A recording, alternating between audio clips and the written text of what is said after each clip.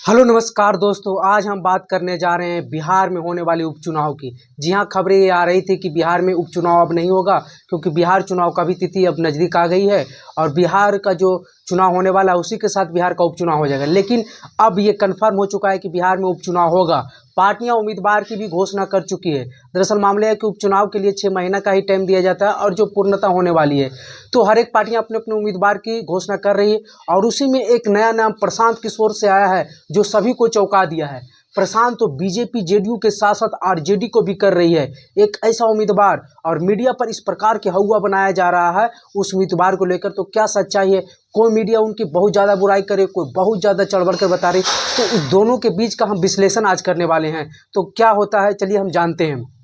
दरअसल बात यह है कि 4 विधानसभा में बिहार में उपचुनाव होना है। इमामगंज जो गया जिला में पड़ता है, इमाम, और दूसरी जहानाबाद से जो बेलागंज है, और आरा से तरारी सीट है, और जो है बक्सर से रामपुर। इन चारों विधानसभा क्षेत्रों में चुनाव होना है। इन चारों पर परंपरागत सी पार्टियां जैसे बीजेपी आरजेडी अपने अपने उम्मीदवारों की घोषणा करती रहती है और करेगी भी।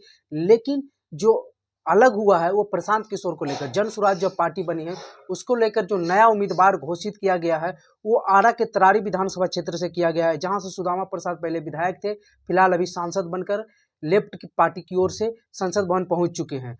तो उस सीट पर बीजेपी ने तो पहले सुनील पांडे को अपने पार्टी में शामिल करवाया है पशु कुमार पारस से, लेकिन प्रशांत किशोर ने एक बड़ी चाल चल दी है। और ये चाल कहाँ तक ये चल पाती है, ये हमको देखने वाली बात होगी। आज विश्लेषण में हम बताएंगे भी।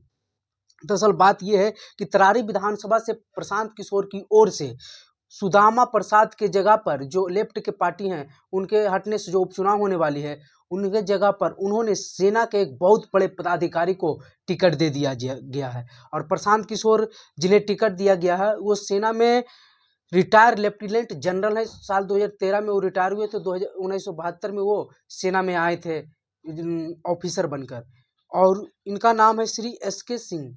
जाति से ये राजपूत हैं और ये तरारी विधानसभा क्षेत्र के करथ गांव के रहने वाले हैं। कहा यह जाता है कि करथ गांव बहुत बड़ा गांव है, 11 वार्ड का गांव है। यहाँ पंचायत भी इसी गांव में समाहित है।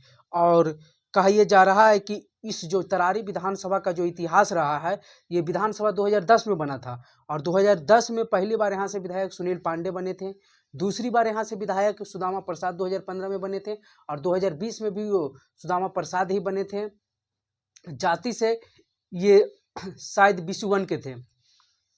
तो जो खबरें आ रही है SK सिंह को लेकर कि सेना के इतने बड़े ऑफिसर को टिकट दे दिया गया है, और इसको लेकर मीडिया में एक चर्चाएं हैं कि प्रशांत किशोर ने अलग किया है, इस तरह के उम्मीदवार को टिकट दे दिया गया है जो राजनीतिक रूप से किसी भी प्रकार से नहीं जुड़े हैं। तो इनको जनता लोग आराम से चाहेगी। सेना के आदमी हैं, सेना में रह चुके हैं, देश सेवा में रहे हैं, बहुत सारे मेडल भी प्राप्त किए हैं। लेकिन इसी के विपरीत सवाल ये भी उठ रहा है कि जब ये साल 2013 में रिटायर किए थे उसके बाद से इन्होंने समाज सेवा क्यों नहीं किया है। 2013 से 2024 के बीच में इन्होंने तरारी क्षेत्र के लिए क्या किया है, आरा क्षेत्र के लिए क्या किया है, या वहाँ के युवाओं के लिए, सेना के लिए कुछ भी बताया या समझाया या फिर उन्हें जाने के लिए प्रेरित किया? कुछ भी ऐसा काम नहीं किया। जब चुनाव आया तो याद ही हो, तो ये तो नेता से भी गए हुए हैं। नेता जो होता है वो जमीनी स्तर पर काम करके आगे तो बढ़ता ही है। ये जमीनी बिना स्तर पर काम किए प्रशांत किशोर के पार्टी से डायरेक्ट एयरलिफ्ट कर दिया गया है। इनका रहन सहन दिल्ली में होता है, ये भी सवाल उठा रहे हैं। ये मेरी राय नहीं है, लोग बोल रहे हैं। और लोग ये भी बोल रहे हैं कि सेना से हैं, इन पर सवाल उठाना गलत बात है और इन्हें जनता आराम से वोट देगी। प्रशांत किशोर की ईमानदारी, प्रशांत किशोर ने जो कैंडिडेट सेलेक्ट किया है वो बहुत ही सोच समझकर और अच्छे तरीके से किया है, बेदाग हैं। तो इस तरह की भी बातें आ रही है। तो आप लोगों को समझना है कि क्या है। लेकिन जब राजनीतिक में आते हैं तो उन्हें जमीनी स्तर पर उतरना ही चाहिए। हाँ, राजनीतिक में आकर कोई बेदाग अगर है तो ये बहुत बड़ी बात है। तो इस प्रकार का भी समीकरण उठ रहा है। वही हम बात कर लेते हैं, जातीय समीकरण कहाँ से बिहार में पीछे छूट जाएगा, क्योंकि प्रशांत किशोर ने इसे झुठलाने की कोशिश की है। और अगर ये चुनाव में झुठला जाती है, अगर तरारी विधानसभा में प्रशांत किशोर को सफलता मिल जाती है तो ये बहुत बड़ी बात होगी। और अगर तो फिर बिहार के लिए भी अच्छी बात होगी कि जातीय समीकरण हट जाएगा तो लोग विकास के लिए भी बात करेंगे। लेकिन प्रशांत किशोर कितना ध्यान में रखते हैं जातियों को, ये भी देखने वाली होगी।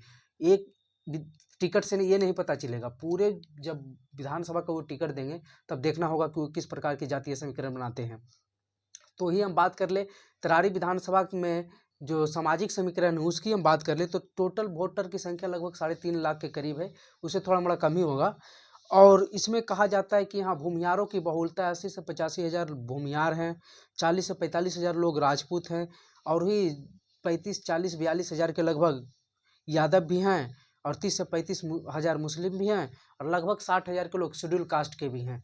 तो इस सामाजिक समीकरण में किस प्रकार से एसके सिंह अपने आप को बैठा पाएंगे, या फिर इन सारी सामाजिक समीकरण को ध्वस्त कर प्रशांत किशोर की जो नई राजनीतिक आया है, जात पात भेदभाव कुछ जैसा वो बोलते हैं, उस प्रकार की यहाँ से समीकरण बनकर निकलता है, ये भी देखने वाली बात होगी। हालांकि आपको ये भी बताते चले कि जो लेफ्टिनेंट जनरल एसके सिंह हैं, उन्हें साल 2014 के लोकसभा चुनाव में बीजेपी की तरफ से भी ऑफर मिला था, लेकिन उन्हें के निजी कारण, उनके पत्नी बीमार रहने के कारण वो वहाँ से चुनाव नहीं लड़ पाए थे। हालांकि अब वो विधानसभा का वो भी उपचुनाव लड़ने आए हैं, तो ये देखने वाली बात होगी कि जनता उन्हें किस तरह लेती है, और जो परंपरागत पार्टियां हैं उस पर क्या इफेक्ट पड़ती है। बीजेपी क्या फिर से सुनील पांडे को बनाती है, और आरजेडी और महागठबंधन क्या तरारी से सुदामा प्रसाद के बेटे या फिर और किसको वहां से उम्मीदवार के रूप में लाती है, ये भी देखने वाली बात होगी। तो जैसे ही कुछ और नई खबर आएगी हम आपको जरूर बताएंगे। वीडियो पर बने रहने के लिए धन्यवाद।